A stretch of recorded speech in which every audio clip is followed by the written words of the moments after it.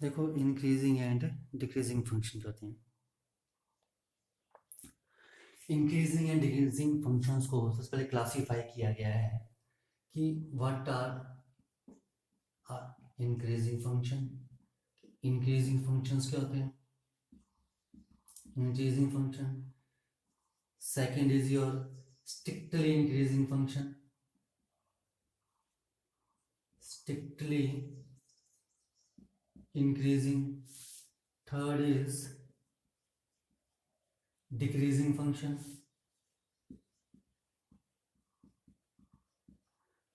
fourth is strictly decreasing function,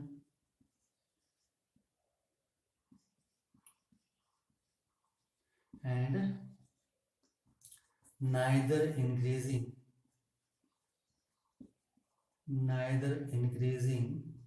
and nor decreasing, neither increasing और nor decreasing functions क्या होते हैं। ठीक है, देखो सबसे पहले है कि व्हाट आर इंक्रीजिंग फंक्शंस।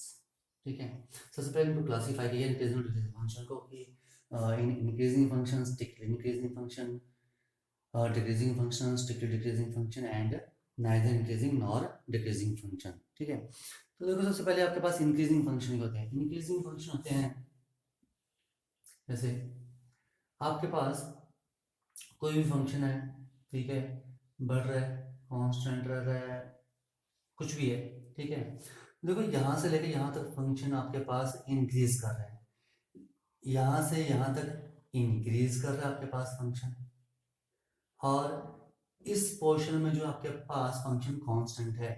ठीक है, यहाँ से लेकर यहाँ तक आपके पास फंक्शन क्या है? कांस्टेंट है। मतलब आपके पास ये x1 मान लो, this is point x2, x1 और x2 यहाँ पर चेंज हो रहे हैं, लेकिन जो इनकी वैल्यूज हैं यहाँ पर f of x1 and f of x2 constant रह रही है, मींस इक्वल रह रही है। ठीक है, तो यहाँ पर फंक्शन इंक्रीज नहीं कर रहा है। ठीक है, यहाँ इंक्रीज कर रहा है, यहाँ नहीं कर रहा है, यहाँ इंक्रीज कर रहा है फंक्शन। ठीक है, दैट इज योर इंक्रीजिंग, जहाँ पर फंक्शन इंक्रीज भी करे और कांस्टेंट भी रहे। ठीक है, that is your increasing function. Now in strictly increasing function, in strictly increasing function में आपके पास होता है, इन स्ट्रिक्टली इंक्रीजिंग फंक्शन जो था वो कंटिन्यूसली इंक्रीज करता है। ठीक है, इन स्ट्रिक्टली इंक्रीजिंग फंक्शन हमेशा कंटिन्यूसली इंक्रीज करेगा। जैसे x की वैल्यू चेंज होती जाएगी, f ऑफ x की वैल्यू भी चेंज होती जाएगी। जैसे मान लो यहाँ पर x1 है, यहाँ पर आपके पास x2 है, तो यहाँ पर f(x1) की वैल्यू कुछ और है, यहाँ पर f(x2) की वैल्यू कुछ और है। मतलब आपके पास x1 की वैल्यू और x2, देखो x2 इस तरफ को ये वैल्यू इंक्रीज कर रही है। ठीक है, फंक्शन की वैल्यू क्या कर रही है, यहाँ से आपकी इंक्रीज कर रही है। That is strictly increasing function, जहाँ पर आपके पास f ऑफ x1 और f ऑफ x2 इक्वल नहीं आए। ठीक है, हमेशा कंटिन्यूसली बढ़ते हैं, उसको बोलते हैं हम स्ट्रिक्टली इंक्रीजिंग फंक्शंस। इनकी कंडीशंस क्या हैं, कैसे हमें प्रूव करना है, ये भी आगे करेंगे। Now next is decreasing function. What is decreasing function? आपके पास डिक्रीजिंग फंक्शन क्या होता है? फंक्शन आपके पास आ रहा कुछ भी, ठीक है, ये आपके पास जो फंक्शन वो डिक्रीज कर रहा है। ये देखो यहाँ पर आपके पास सॉरी ये x1 and this is your x2। ठीक है, तो यहाँ से देखो f(x1) की वैल्यू ज़्यादा है और f(x2) की वैल्यू कम है। जैसे आप राइट साइड को जा रहे हो, ठीक है, तो आपके पास y की वैल्यू जो है चेंज होती जा रही है, यानी कम होती जा रही है। That is your decreasing function. यहाँ पर जो वैल्यू चेंज हो रही है, यानी कि कम हो रही है, डिक्रीज हो रही है। ठीक है, यहाँ पर स्ट्रिक्टली डिक्रीज है, लेकिन यहाँ पर कांस्टेंट आ गई। तो देखो इस ग्राफ में जो है वैल्यूज डिक्रीज भी कर रही हैं, किसकी? f ऑफ x1 और f of x2, means y की वैल्यू यहाँ डिक्रीज भी कर रही हैं और कांस्टेंट भी रह रही हैं। ठीक है, तो दैट मीन्स आपके पास ये फंक्शन क्या है? Decreasing function. And in strictly decreasing function, in strictly decreasing function आपके पास फंक्शन जो है कंटिन्यूसली डिक्रीज करेगा। ठीक है, कहीं भी f ऑफ x1 और f x2 की वैल्यू इक्वल नहीं आएगी, तो ये आपके पास कंटिन्यूसली डिक्रीज करेगा। That is strictly decreasing. And in neither increasing and not decreasing function, आपके पास फंक्शन कभी इंक्रीज करेगा, डिक्रीज करेगा, इंक्रीज करेगा, डिक्रीज करेगा। ठीक है। जब फंक्शन आपके पास इंक्रीज भी करे डिक्रीज भी करे तो फंक्शन नाइदर इंक्रीजिंग और नॉर डिक्रीजिंग होता है। ओके, आ जाओ कंडीशंस क्या हैं, कैसे आपने इनमें यहाँ पर प्रूफ करना है कि whether the function is increasing और डिक्रीजिंग फंक्शंस। ठीक है, देखो इंक्रीजिंग फंक्शंस की कंडीशन क्या है। इंक्रीजिंग फंक्शन की कंडीशन है, ठीक है, if x1 is less than x2, अगर x1 की वैल्यू x2 से कम है इन आई, मीन्स इंटरवल है आपके पास कोई, ठीक है, तो that implies f of x1 is less than equal to f of x2। यहाँ देखो आपके पास यहाँ जो वैल्यूज ले रहे हो, मान लो, ठीक है, यहाँ पर आपने ये वैल्यू ली, दिस इज योर x1, ठीक है, आपको फिगर क्लियर देता हूँ साफ फिगर में,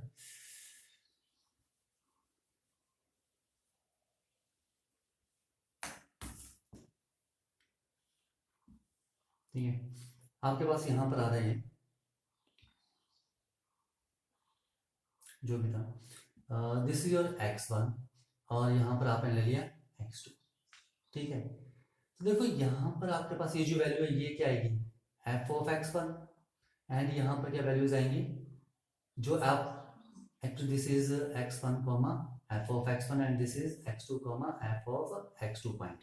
ओके, देखो अगर आप लेफ्ट में x1 है, x1 is less than x2, x1 x2 से कम ले रहे हो, तो आपके पास जो fx1 है, fx1 भी लेफ्ट में आ रहा है, fx1 की वैल्यू देखो नेगेटिव आ रही है और fx2 की यहाँ पे पॉजिटिव आ रही है, तो यहाँ पर आपके पास क्या है, fx1 की वैल्यू क्या है, कम है fx2 से।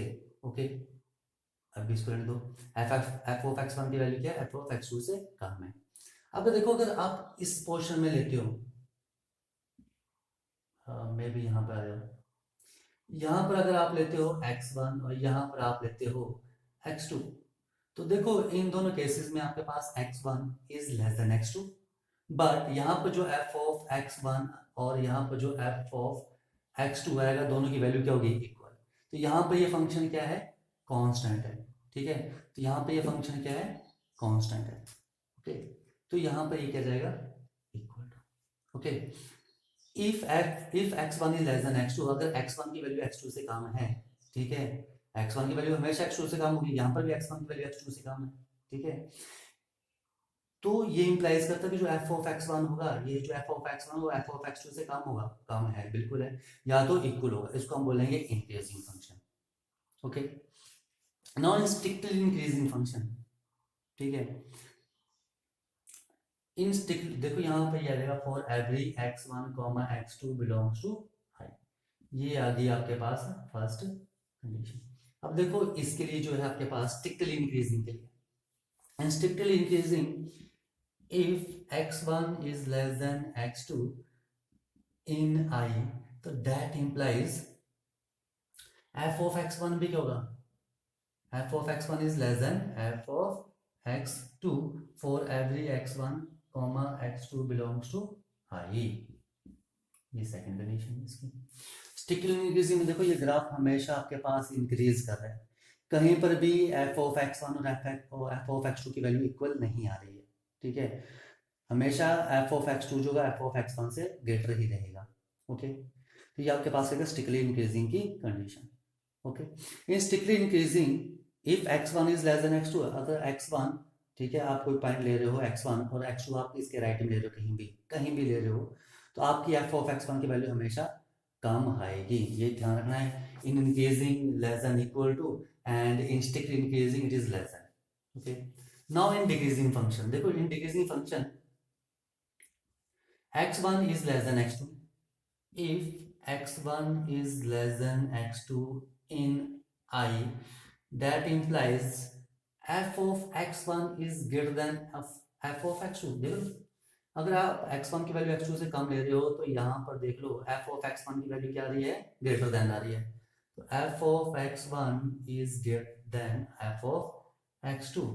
और देखो जब आप मान लो ये जो कांस्टेंट इंटरवल है, या ये जो कांस्टेंट इंटरवल है, यहाँ पर x1 और यहाँ पर x2 ले रहे हो, तो यहाँ पर f ऑफ x1 और f ऑफ x2 की वैल्यू क्या आ रही है, इक्वल आ रही है, तो ये आपके पास क्या है, डिक्रीजिंग फंक्शन। तो ये क्या जाएगा, for every x1 x2 belongs to i, ये आ गया आपके पास।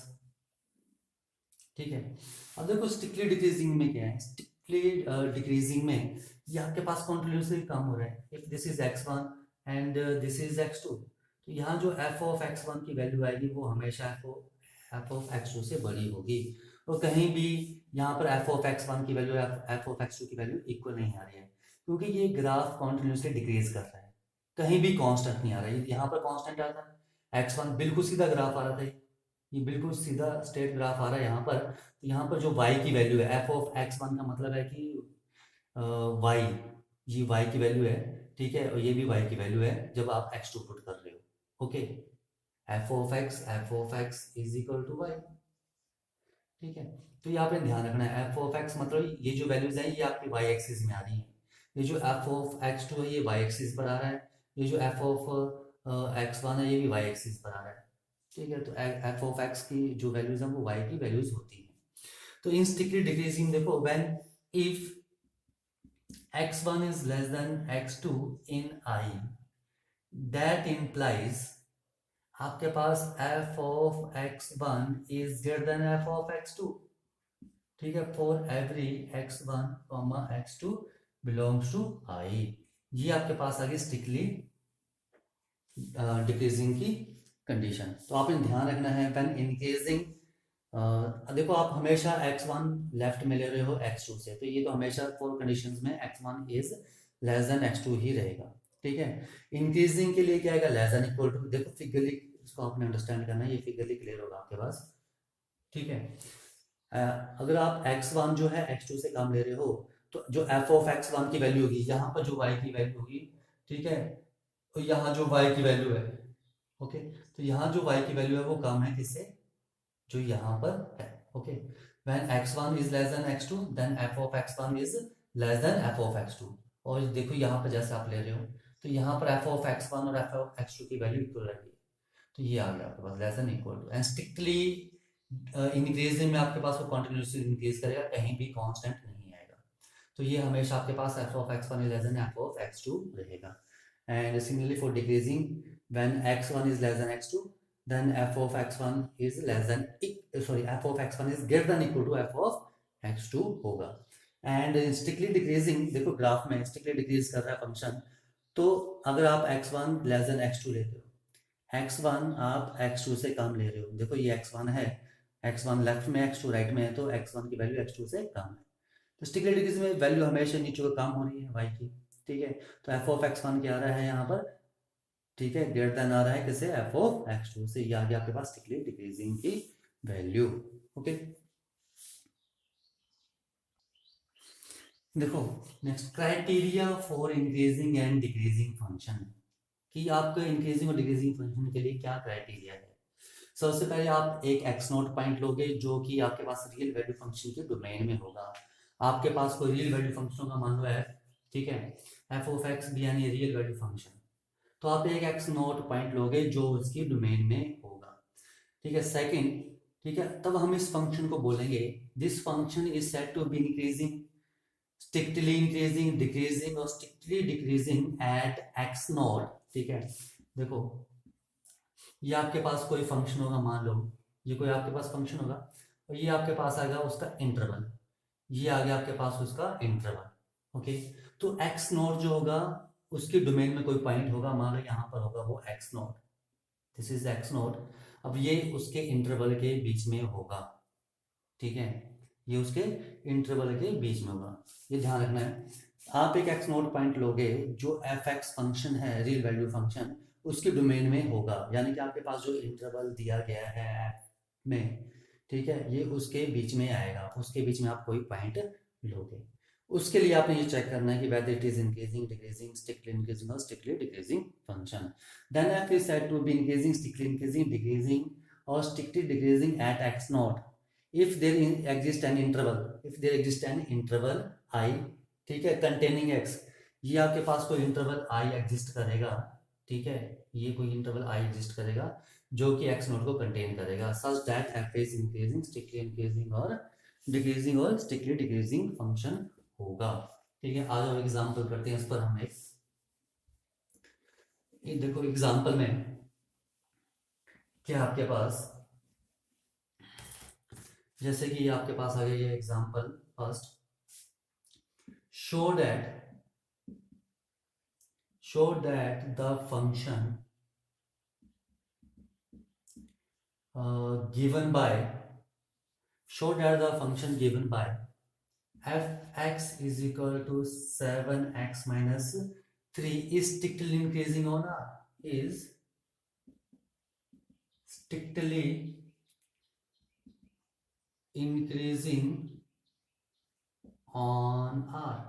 आया सॉल्यूशन। देखो आपको क्या प्रूफ करना है कि ये जो फंक्शन आपके पास ये स्ट्रिक्टली इंक्रीजिंग है आर में, यानी कि रियल नंबर्स पर ये क्या है, स्ट्रिक्टली इंक्रीजिंग है। देखो क्या कंडीशंस थी, आप लेते थे if x1 is less than x2, ठीक है, तो that implies f of x1 is less than f of x2। अगर आप x1 और x2 लोगे, और x1 और x2 कहाँ से आएंगे, बिलोंग करेंगे रियल नंबर्स को, तो आप x1 और x2 दो वैल्यूज लेंगे जो रियल नंबर में से होंगी, ठीक है। उसके बाद आप प्रूफ करोगे कि f ऑफ x1 जो है f ऑफ x2 से लेस है, ठीक है। तो मैंने ले लिया late x1 x2 belongs to r। x1 और x2 मैंने लेके दो नंबर बिलोंग कर रहे हैं r को, such that x1 is less than x2।